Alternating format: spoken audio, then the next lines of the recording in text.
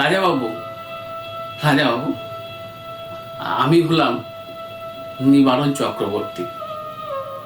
আমি অনেক সুদূর থেকে আপনার কাছে এসেছি। আমি শুনলাম আপনি নাকি আপনার আন্দোলন থেকে সরে আসছেন। আমার বিনীত অনুরোধ, আপনি আপনার আন্দোলন থেকে সরে আসবেন না রাজাবাবু। আমি সামান্য গরিব মানুষ, টোল চালিয়ে আমি আমার জীবিকা নির্বাহ করি। আমার স্ত্রী আর আমার 7 বছরের সন্তান অপর্ণা, এই নিয়েছিল আমাদের সুখের সংসার। জানেন, সেদিন ছিল বৈশাখ মাস। টোল থেকে যখন ফিরে আসি, মেয়ে আমার কোলে ঝাঁপিয়ে পড়ে আমাকে কত আদর, তারপরে জল বাতাস গামছা দিয়ে আমার কত সেবা যত্ন। মা পিছন থেকে দেখে আমাকে বলল, এদিকে একটু শোনো তো। রান্নাঘরে গিয়ে যখন ওর মায়ের সঙ্গে কথা বলছি, তখন ওর মা বলল, মেয়ের তো 7 বছর বয়স হলো, এবার ওকে সুপাত্রে দান করো। সমাজের কথায় তো আর কান পাতা দায়। আমি বললাম, গরিব মানুষ আমি, কোথায় পাবো এত টাকা? যেখানেই পাত্র দেখি 1000 টাকার নিচে কেউ পণ দাবি করে না। তুমি বলো আমি কি করি এখন? তখন আমার স্ত্রী বললেন, শুনেছি আজকে গ্রামে নাকি নদী পার থেকে একজন কুলীন ব্রাহ্মণ এসেছেন, বয়স 70-72 হবে। 50 টাকায় তিনি নাকি কন্যা উদ্ধার করছেন। আমি বলি কি, আমাদের কন্যাকে ওর কাছেই তুমি গৌরী দান করো। শুনে আমি বললাম, না না না না, এ হতে পারে না। আমার 7 বছরের মেয়ে, তাকে আমি 70 বছরের বুড়োর সঙ্গে বিয়ে দেব? স্ত্রী বললেন, এ সমাজ, কলঙ্ক বলেও তো একটা জিনিস আছে। কতদিন মেয়েকে এইভাবে ঘরে ফিরে লাগবে? সমাজের চাপ আর আমার দারিদ্রতা দুটো মিলিয়েই সিদ্ধান্ত নিলাম যে মেয়েকে ওই বুড়োর সাথেই বিবাহ দেব। বিবাহের দিন লাল চেলি, বেনারসি, আলতা, সিঁদুরে মেয়েকে সাজিয়ে দেওয়া হলো।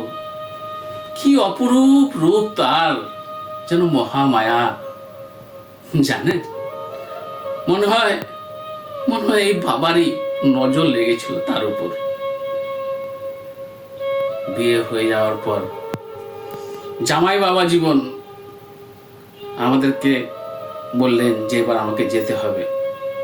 আরো কতগুলো কন্যাকে নাকি উদ্ধার করার ব্যাপার আছে।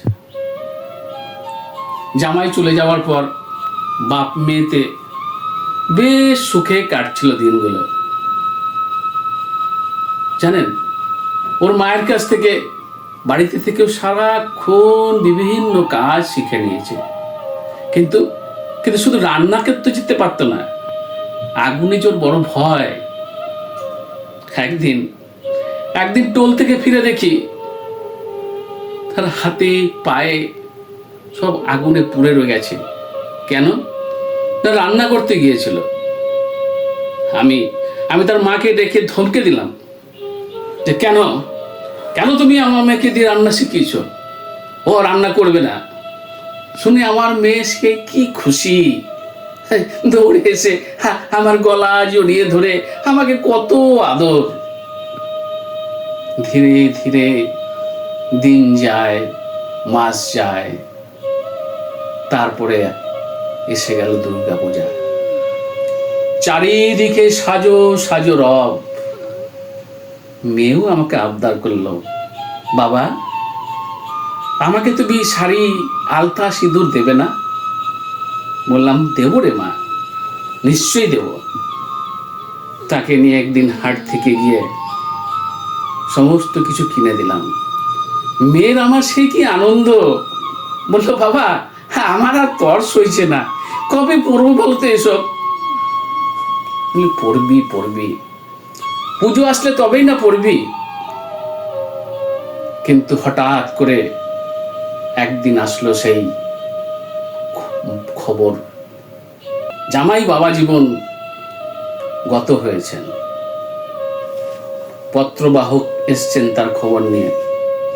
ভেবেছিলাম চিঠিটাকে ছিঁড়ে ফেলে দিই, কিন্তু না, পত্রবাহক গ্রামের কুলীন সমাজকে জানিয়ে এসেছে এবং তারা নিদান দিয়েছে যে আমার ওই 7 বছরের কন্যাকে সতী করতে হবে।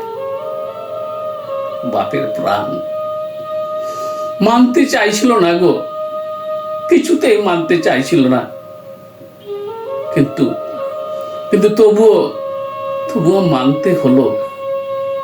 গ্রামের সব ওরা শাখা সিঁদুর পরে একে তাকে সিঁদুর পরাচ্ছে, শাক বাজছে, ঢাক বাজছে, কাসর ঘন্টা বাজছে, যেন উৎসব লেগে গেছে।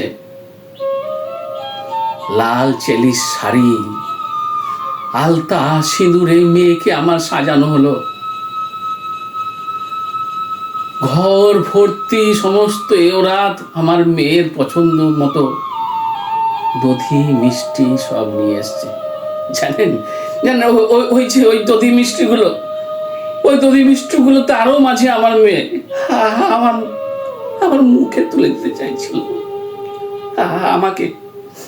আমাকে খাওয়াবে বলে। বুঝতে পারেনি যে কিসের উৎসব আজকে। তার সে কি আনন্দ, শাড়ি পরেছে, আলতা পরেছে, সিঁদুর পরেছে। সে ভেবেছে যে কত বড় না উৎসব হচ্ছে।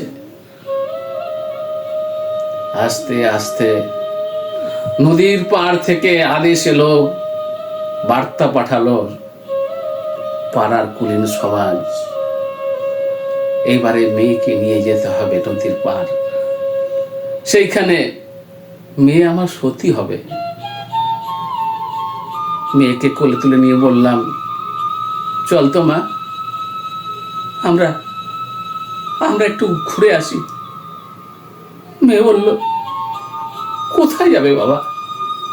তাই বললাম, চল না, খেলেই তো দেখতে পাবি। মেয়ে আমার গলা জড়িয়ে ধরে আমার সাথে ঘুরতে বেরালো। সে ভাবলো বাবা তাকে মনে হয় কোনো ভালো জায়গায় ঘুরতে নিয়ে যাবে। নদীর পাড়ে ঢাক বাজছে, ঢোল বাজছে, খাসর ঘন্টা বাজছে, একদিকে সাজানো হয়েছে চিতা। মেয়ে বললো, বাবা তুমি আমাকে কোথায় এনেছো? আমি মেয়ের কোনো কথার উত্তর দিতে পারলাম না। তারপরে জ্বালিয়ে দেওয়া হলো চিতাতে আগুন দিয়ে দেওয়া হলো। মেয়ে আমার গলা জড়িয়ে ধরে আঁকতে বলল, বাবা বাড়ি চলো বাবা, আগুন লাগিয়ে আমি বড় ভয় লাগে, আগুন যে আমি সহ্য করতে পারি না বাবা। আমি বললাম, আমার গলাটা একটু ছাড় তোমা।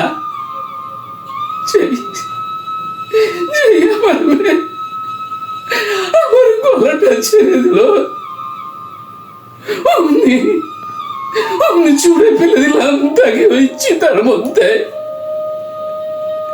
রিন রিন করে একটা আওয়াজ আসলো, বাবা।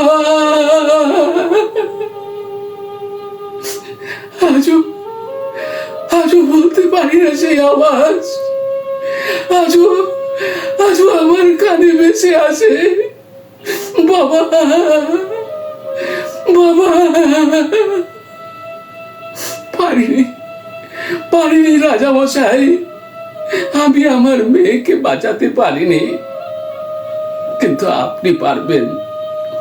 আজও আজও আমাদের দেশে হাজার হাজার মেয়ে আছে, তাদেরকে বাঁচাতে আপনি পারবেন। দয়া করুন রাজামশাই, ওই সমস্ত মেয়েদের আপনি বাঁচিয়ে তাদের দয়া করুন।